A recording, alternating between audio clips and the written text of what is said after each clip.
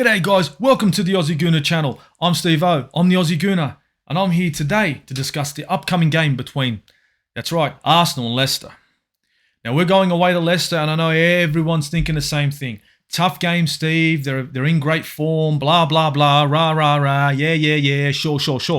Now if you remember, everyone was talking the same old bullshit up against, you guessed it, let me tell you now, Aston Villa. Now what happened there? Now, I'm not going to sit there and say, oh, I knew this and I knew that. But you can see a few things, guys. Let's have a look. Let's have a look to see what Leicester are really about. Now, look. If you look at the league table, and it's going to pop up right now, you can see the only thing that's separating us is goal difference. Points are exactly the same. They sit ahead of us. Okay, they're sitting in 9th. We're sitting in 10th. So now we know how important the game is. It's important for both teams. Because, look, a loss either way means people are going to be swapping positions. Plain and simple. And it's going to really help us propel up that ladder. And we really need that right now. The guys need to see, we need to see some confidence. We need to see some harrying. We need to see something from our squad. And another 3 points here will just keep that momentum going. Now, our last couple of games haven't been too bad. And look, let's be honest. We're in some decent form. Look, we could run it forwards. We can run it backwards. We can run it here. We can run it there. We can run it everywhere. But let's look at our games, our last few games, and let's look at their last few games. Let's start with our lads. You know, it's the Arsenal. We got to go first. That's what it's about. Getting it done right. You know what I mean? Yeah. Let's get it right. Now, we had a win against Burnley, a 1-0. Yep, whatever. Got ourselves a win there. Everyone was happy. We played Spurs, and we all know what happened there. Yeah, London is red. 3-1 slap. Merry Christmas to Spurs. Now, going on with that, Spurs have been getting slapped by everyone now. So I don't know if we started a trend or whatever. But you know what? It's all good. It's Tottenham Hotspur getting slapped up. Great. We drew against Brighton. Tough game. They were all over us. And then we drew against Palace. And that was a lucky draw. Most people are probably sitting there going, you know what? We were lucky to get away with a point. We were. Then we played Aston Villa. Mikel Arteta must have seen something here, there, or everywhere. Maybe looked at the squad, looked at Aston Villa, seen how they shaped up, and decided to switch our formation. Bit of a change in squad selection, a 4-4-2. Merry Christmas to you, 3-1 to the Arsenal. So if we look at all this, guys, we haven't been in the worst of form. Check it out. Did you hear me say loss anywhere? No losses. Not one.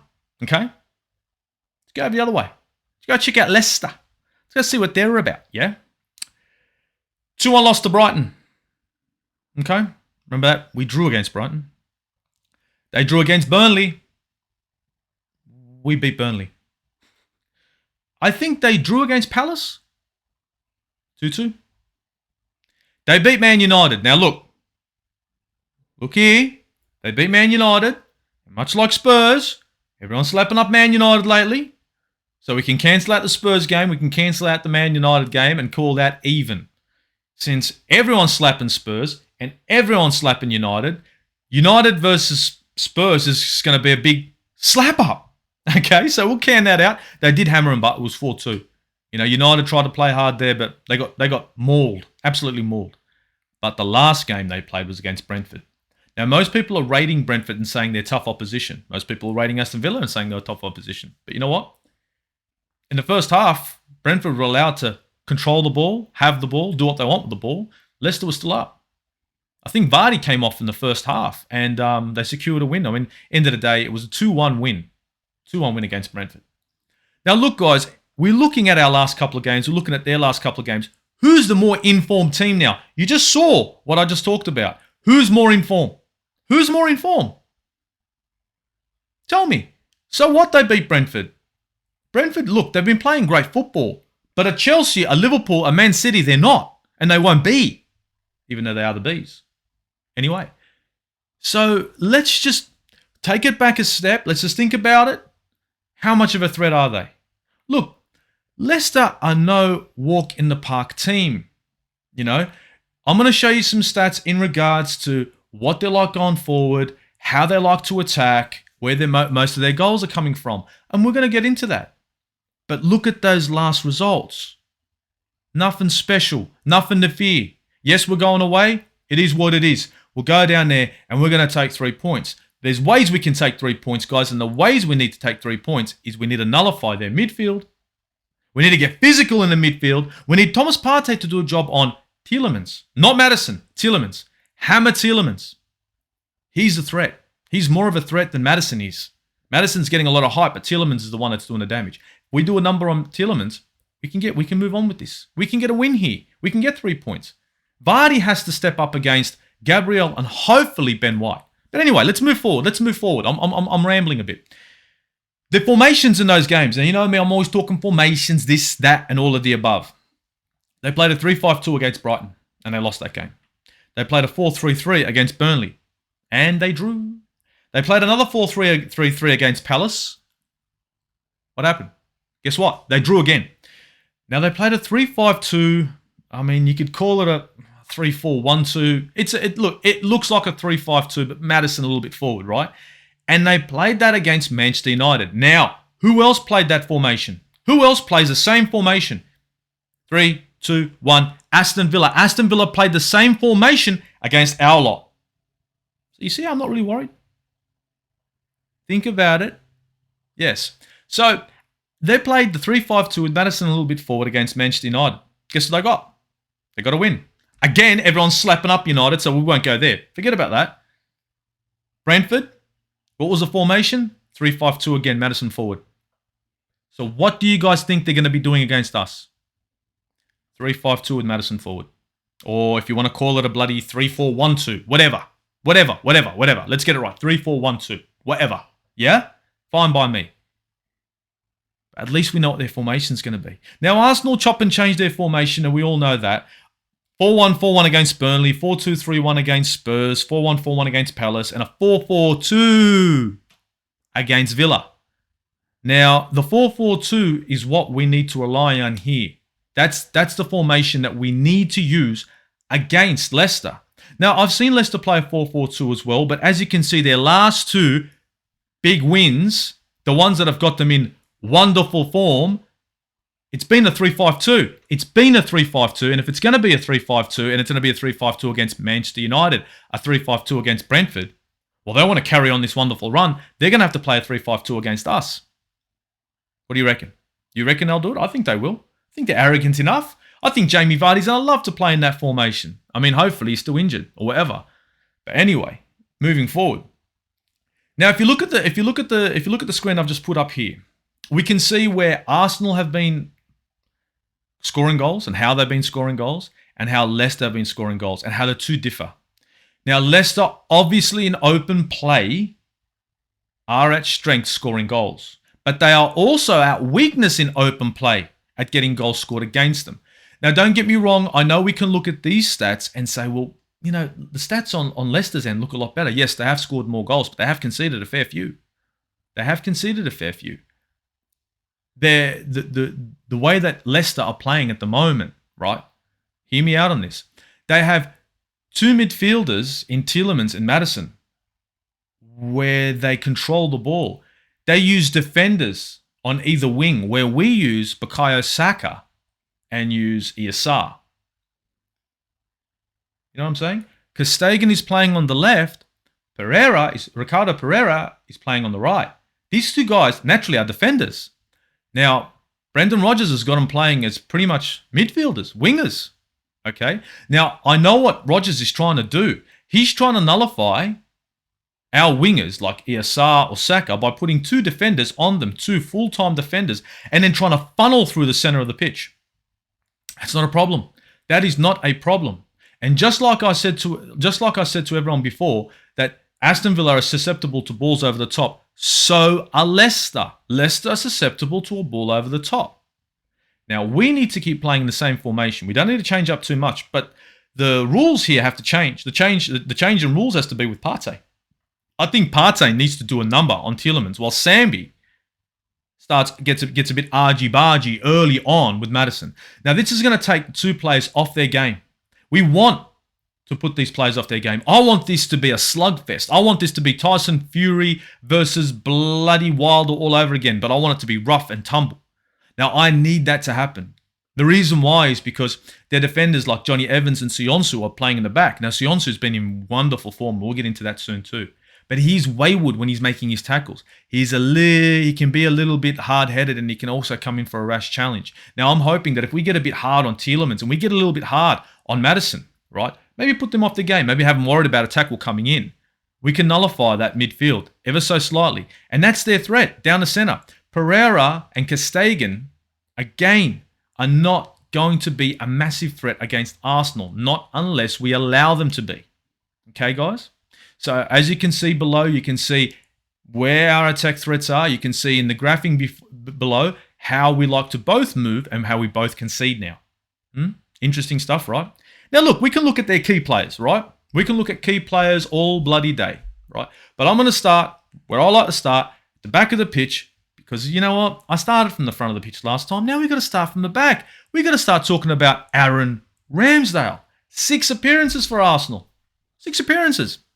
16 saves. 6 high claims. 3 clean sheets. How many goals conceded?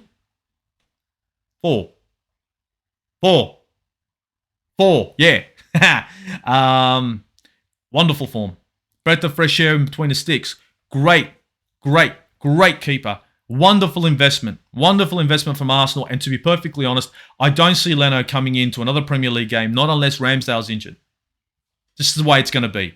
He's been commanding that box. Again, he's barking orders at his defenders, and the relationship between goalkeeper and defenders is getting a lot better. It's getting stronger.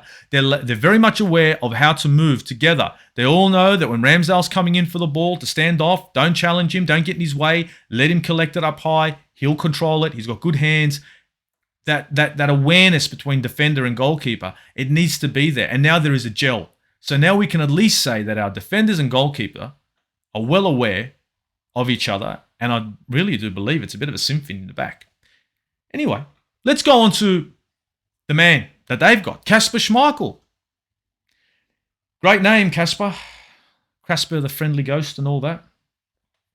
How many appearances for Kasper? 9. 9 appearances for Kasper Schmeichel. He's been their starting keeper for a while, and that's not going to change. How many saves for Kasper? 31. 31 saves for Kasper Schmeichel. What does that tell you? Wait a minute. Steve, he's made 31 saves. 31 saves, that means there was that many clear-cut chances against Kasper Schmeichel in previous outings against other teams that he had to make those saves. He's only got 3 more appearances than Ramsdale, and he's got almost double the amount of saves that he's got. Almost double, guys. Almost double. Right? Wait a minute, Steve. What are you talking about? I'm talking about how much Leicester are allowing other teams to get to them, and it's in the stat against Kasper Schmeichel. This guy's pulling in a shift. He's having to pull in a shift. Now we can talk about how many clean sheets Kasper Schmeichel's got. 1. 1 clean sheet in 9 appearances. How many goals conceded, you ask? 15 in 9. The way we're going, Ramsdale's only conceded 4. Wait a minute. What are you saying, Steve? I'm saying defensively we are better than Leicester. Kasper Schmeichel's have been hung out to dry, guys. Look at the last stat. They've scored goals in open play, but they've been susceptible to goals in open play. And if they play a 3-5-2, it's going to be wonderful for us. Wonderful. We can chop these guys up. We just got to get Saka and ESR just a little bit further forward. And pull Pereira and Castagan out of position. A ball over the top, and we're in business. I'm telling you guys, we can get them in this game. We can get them. Okay? Now look, we're going to go defenders. Let's talk our best defender at the moment. In the back pairing, centre back.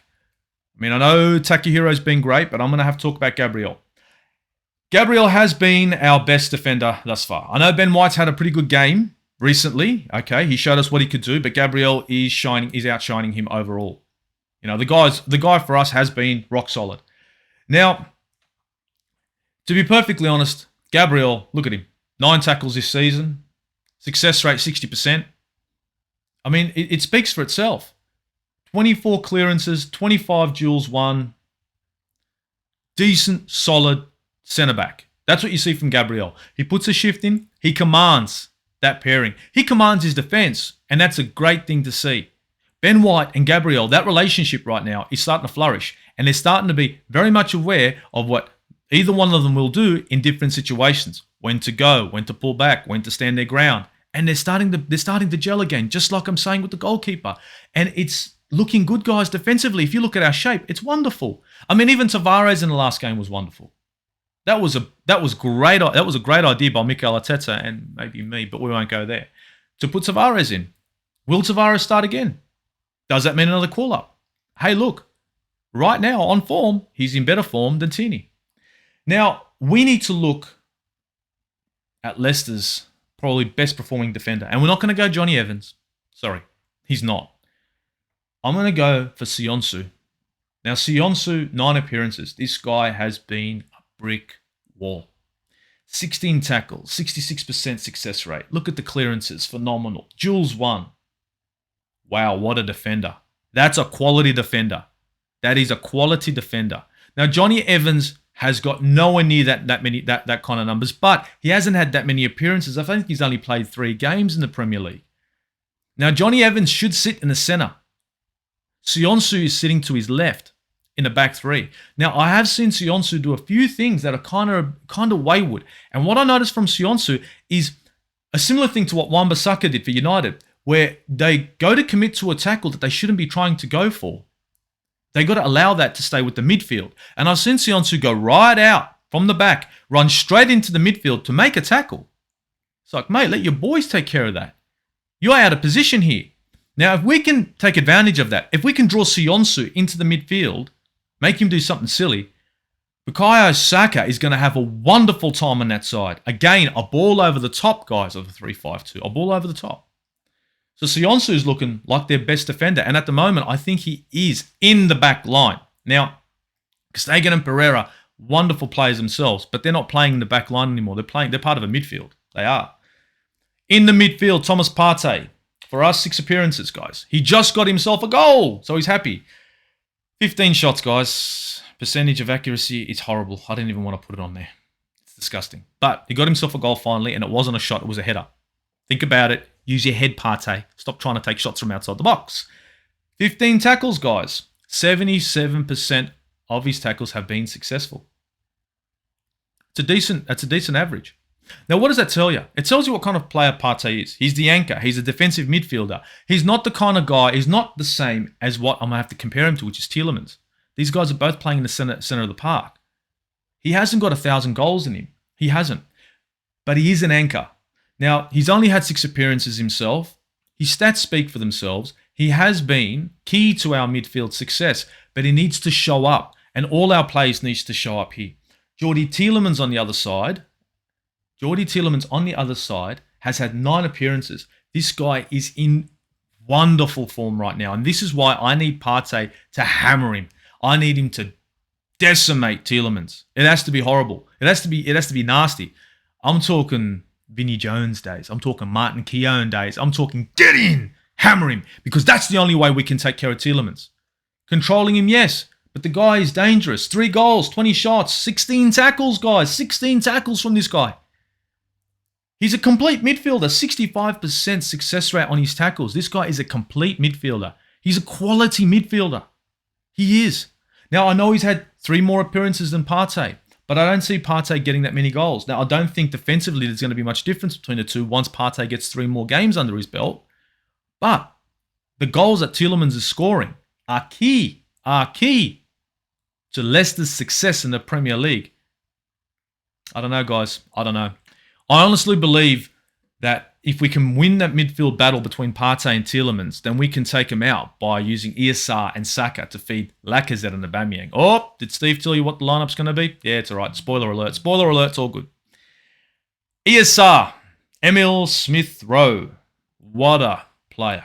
This guy has been in decent form.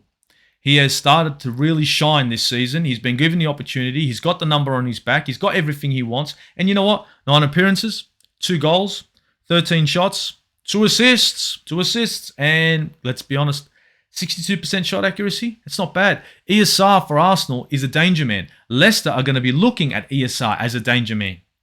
They're going to be trying to shut him down. There's going to be talks about how to shut him down. And more than likely, because Stegen is going to be told, sit on him. Sit on this player. Hammer him. Harry him. Get him off the ball. What can we do? we got to make sure that we can get a decent ball into ESR into the right positions, and we need to make sure ESR makes runs.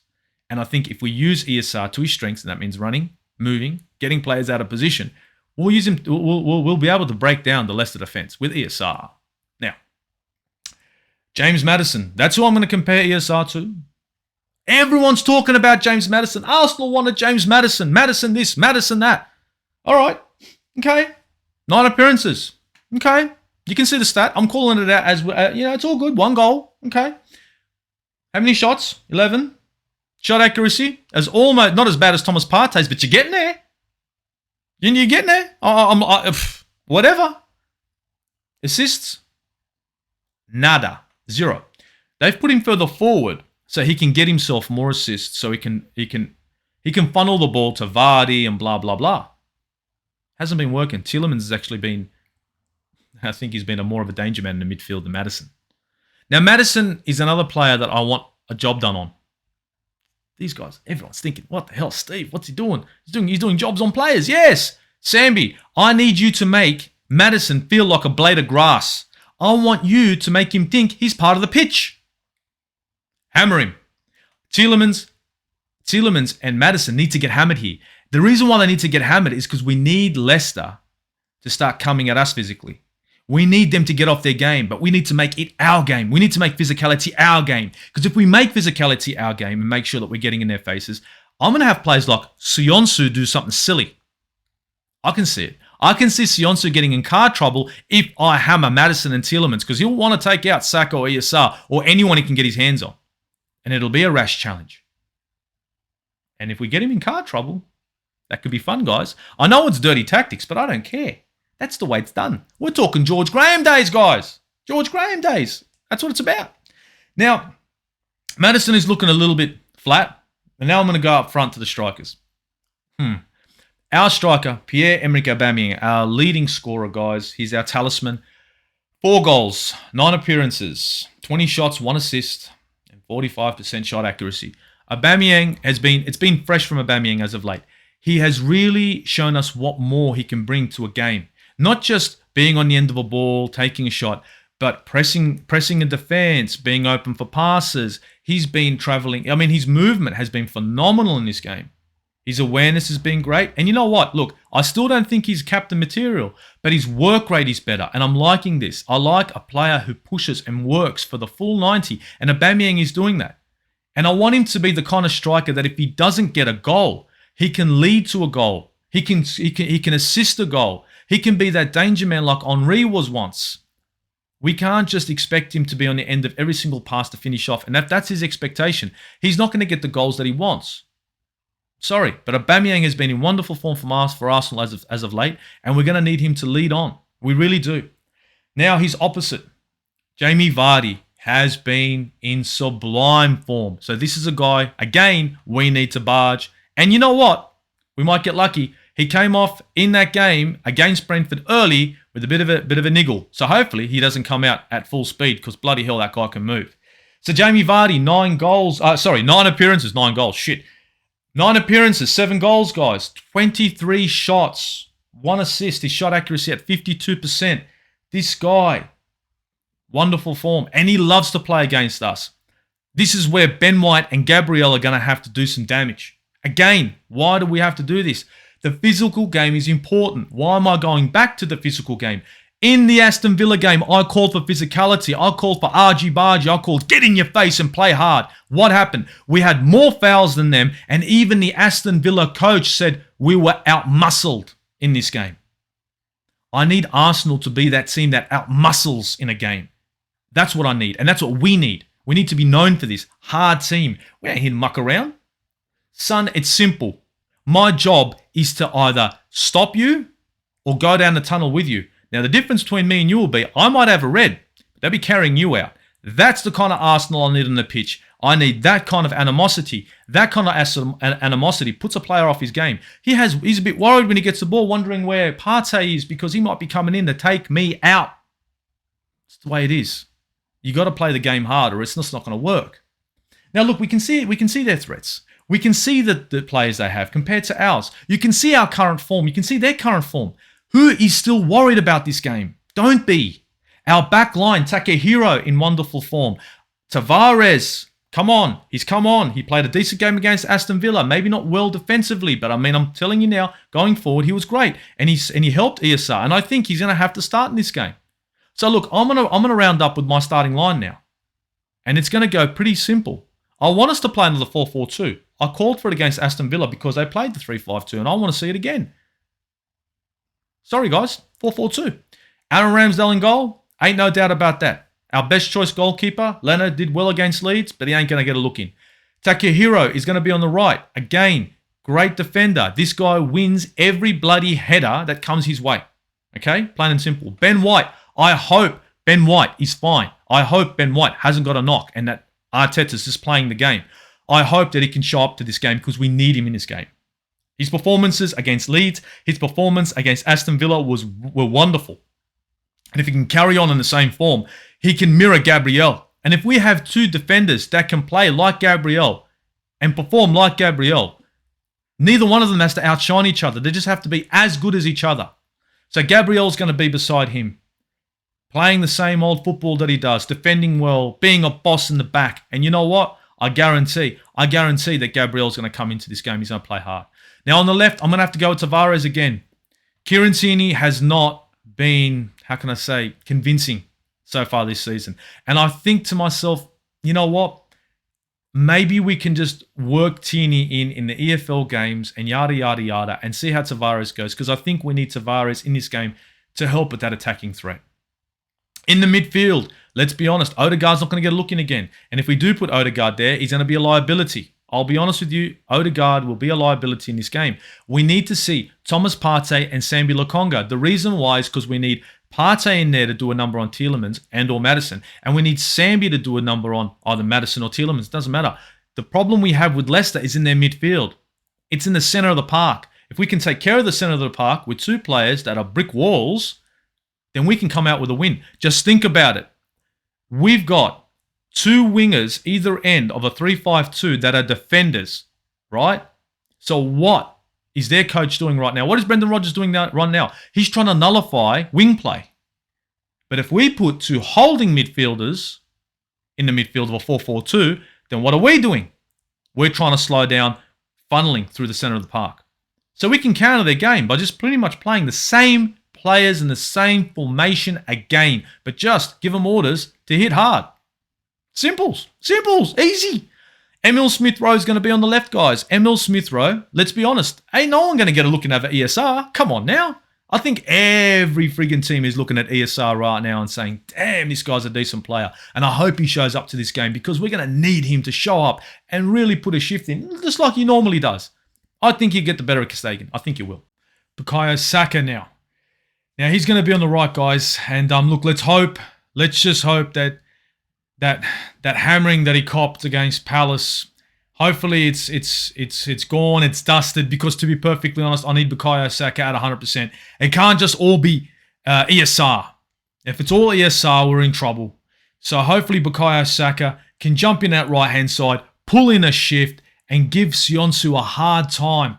So hopefully Saka's going to be up for this game because honestly, we really need both ESR and Saka to be at 100% for this game. We need 3 points. That's just it. We need 3 points.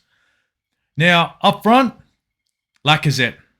Lacazette needs to be up front. And the reason why we need Lacazette is because we need him to be the pest that he is. We need him to be the arsehole that comes naturally. I mean, let's be honest. Lacazette naturally is an arsehole. An absolute bastard of a player. And I hope that he can sit in that striker's role and just wreak havoc with Evans and Sionsu. I mean, this guy, I want it to be impossible for him to go down. Impossible. I want it to be just, I want elbows. I want punches. That's what I expect Johnny Evans to do to take out Lacazette. And let me tell you something. All right? Pizza Hut. Fucking Pizza Hut. Now, if every player in there can just pull in a shift, right? Now, hear me out. Aussie Gooner, Pizza Hut. If they can pull in a shift and play hard, out muscle, foul the crap out of Leicester, Aussie Gooner promises Pizza Hut to everyone. Everyone gets Pizza Hut. Look at that. 3 points in Pizza Hut. What more could you want? So look, Lacazette's going to be up front. Now, Aubameyang is going to slot in beside him. Now, Aubameyang does require Lacazette on the pitch because, to be perfectly honest, he's got no muscle on him. I mean, the guy's a bit of a bloody fairy. I mean, this is the kind of player that goes back in defence, bumps into an opposing player and hits the floor. Come on, now, get the hell up, bro. So with Lacazette giving enough trouble to Johnny Evans and Sionsu, muscling them, I'm hoping that it'll open up play for Aubameyang. And hopefully Aubameyang can get through and add to his goal tally. Everyone needs that. We want 3 points. Everyone wants 3 points. I want 3 points. Aubameyang wants a goal. I'm pretty sure the whole team wants Pizza Hut. Pizza Hut. But yeah, look, that's my lineup, guys. That's my lineup. Look, let me know if you agree, you don't agree. Like, share, subscribe, all that. Now, I'm going to try to make this channel all it can be. Now, I know this has taken about 30 minutes, and look, bear with me. I'm just breaking down the games the way I like to break them down. The way I look at games. This is the way I look at games that are coming up for Arsenal. I look at our team. I look at other teams. I look at their formation. I look at their threats.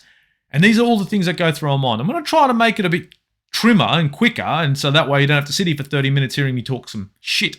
But end of the day, I don't want to sit here, talk some crap and say, oh, it's going to be like this or it's going to be like that, and not give you nothing to back it up on. You know what I mean? You got to get your money's worth. And I'm not that kind of bloke. It's going to come out here and just say, oh yeah, we should play a 4-4-2 because I think so. Who the fuck is you, mate? Who the fuck is me, if you know what I mean? So look, hopefully you got a bit more insight against the game against Leicester. Hopefully everyone's confident. And to be perfectly honest, guys, we got this. Now, I'm predicting a win here. I'm not going to give you guys a scoreline. I'm not good there, but I reckon we're going to win this. So, to be honest, look, we got to win. We need 3 points. No fucking around. Fuck that lot. We need 3 points. We're going to go out there. We're going to get it. It's all about the Arsenal. Fuck them. Fuck the lot of them. We got this. No dramas. And look, from the Aussie Gooner to everyone out there, yeah, thank you for subscribing. Thank you for sharing. Thank you for viewing. And it's Uru, guys. It's Uru.